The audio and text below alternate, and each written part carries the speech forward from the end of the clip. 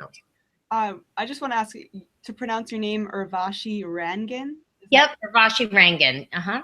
And you're the leader and director of the Consumer Safety and Sustainability Group for Consumer Reports, right? Yeah, and more specifically for pesticides, I lead our Food Safety and Sustainability Center at Consumer Reports.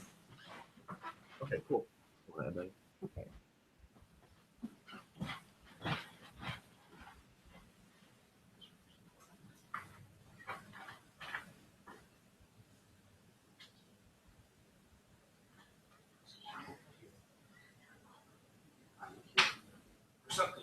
Okay, great. Awesome. Welcome to Third Eye Weekly. Joining us is Urvashi Rangan, leader and director at the Consumer Safety and Sustainability and the lead Food Safety and Sustainability Center at Consumer Reports. Welcome here, Urvashi. Thank you. I appreciate it. Okay, so we were looking into the beginning of your works, and I know you were evaluating food labels for Consumer Reports. So I was wondering, sort of, what are some of the greatest importance for credible labels in food distribution?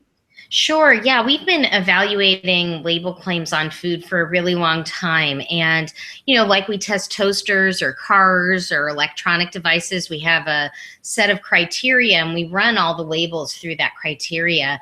When it comes to food labels, there's so many on the market. There's ones that mean things. There's ones that don't. It's really hard for people to be able to tell when you just look at a seal or a stamp what it means. And so we've been reading all of them and kind of providing all that information for free. Actually, we think it's a public service and something everybody needs to know about. And we rate these labels. And I've been doing that there myself for about 16 years. And we've learned a lot. We also do a lot of surveys and national surveys, and we know where consumers sort of are in their thinking about food, what values they're incorporating. 15 years ago, nobody knew what a genetically modified organism is. Today, everybody knows what that is. So those kind of shifts make differences in the value that labels bring to people. And I think it's also helped lead with the progress of those labels over time. And I would just say over the last 20 years, you know, organic's been one of those labels that is got a lot of standards behind it, and it's got a lot of bureaucracy behind it. And so some things don't move as quickly as you might like them to move in that program. And then there are other labels that sort of come in and fill those spaces in between. But that said, organic, animal welfare approved, certified humane, some of the new fair trade labels that are out there like Ag Justice certified are really good, credible label programs that do offer consumers a lot of value. And as someone that runs food safety, intersecting those things between sustainability and safety, so things like pesticide use, antibiotic use, drug use in animal agriculture, even animal welfare practices and how they play into the use of antibiotics and why we need them. All those practices kind of get folded into labels, programs that bring you better value in those different areas. And we literally rate them these days along those very specific criteria. And so people can go on to our site and they can find out about chicken labels and across 20 different sustainability attributes, look at how those labels stack up against each other. So what would you say are some of the greatest threats to credible food label systems? Well, I think in general, there's a couple of things. From the top down, I think that the consolidated food distribution system is really difficult for niche labels to break into. And so we have a lot of consolidation going on at the distribution level. Even when it comes to meat slaughter, that's happening at a very consolidated level. So access for some of those sustainable production markets can be difficult. And there are literally folks looking at distribution centers and hubs, figuring out how to marry farmers with processors and get better scheduling. All those things matter in terms of access to the market, and I think that's a challenge for these labels that are really credible to survive. I think the other The other thing that doesn't apply to most labels but applies to organic is that the good side of organic is it's this public label. It's a huge label, and public can participate in helping to influence those standards. But at the same time, industry and people who want to capture the organic label but maybe not do as much, they can be influential as well. And I think in Congress, when you look at legislation, hold on a sec. And I think in Congress, when you look at legislation that's trying to put in more sustainable practices, you see also influence kind of dragging that back. Even the Food and Drug Administration trying to change policies on antibiotic use. They're in between a rock and a hard place too. That doesn't mean we don't think they should be doing more, because we need to be doing more. But I think those are the types of things that delay how effective we can be. So even with labels like organic or ones that are maybe about being fresh or other sort of words, key words that you're using, labels can actually persuade consumers to think that a product is one thing when it's not. So what are some other ways that some of these products are persuading or misleading consumers?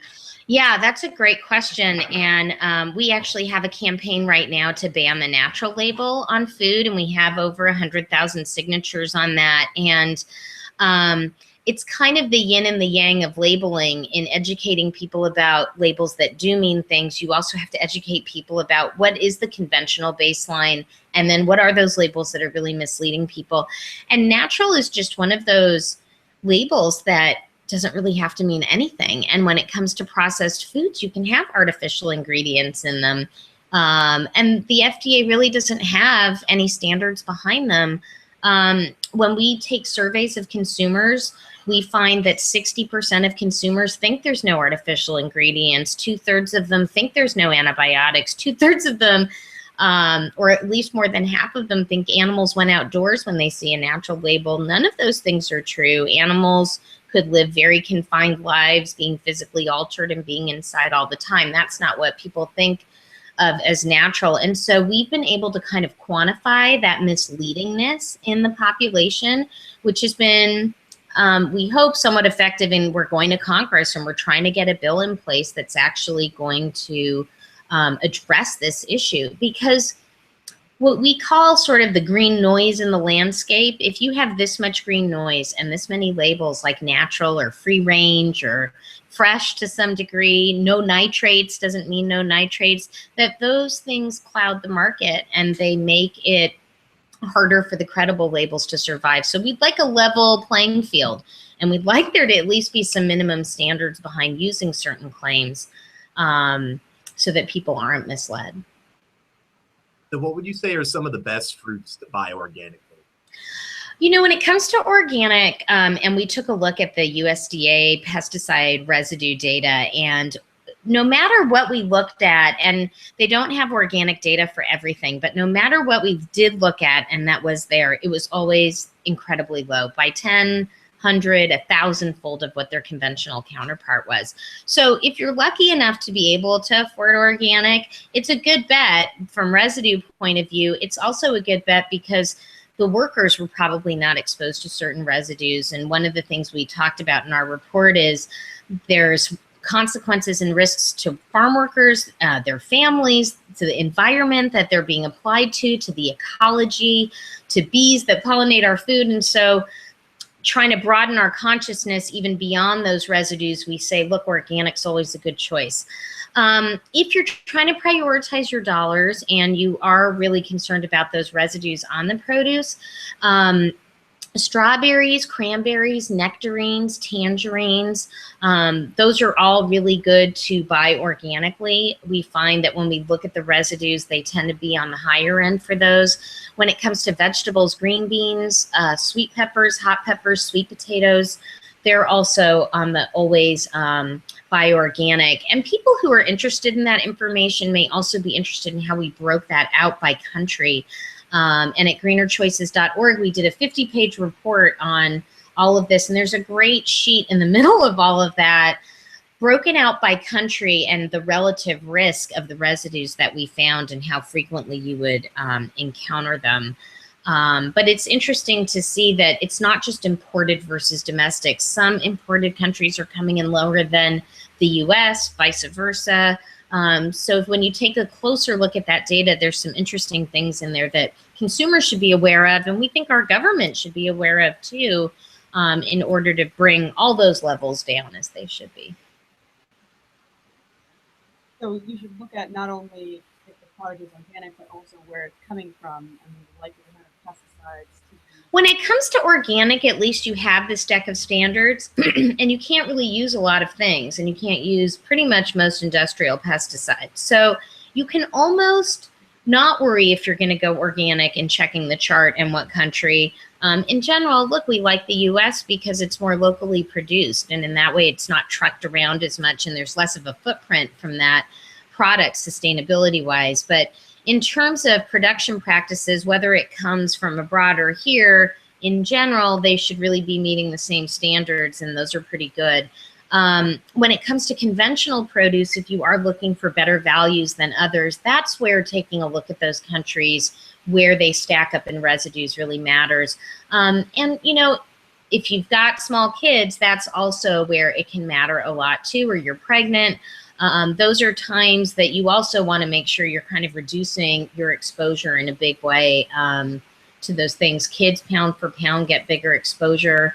And these pesticides can cross the placental barrier too. So it's important to sort of take stock for certain populations that, you know, you really do want to focus on reducing your overall pesticide exposure.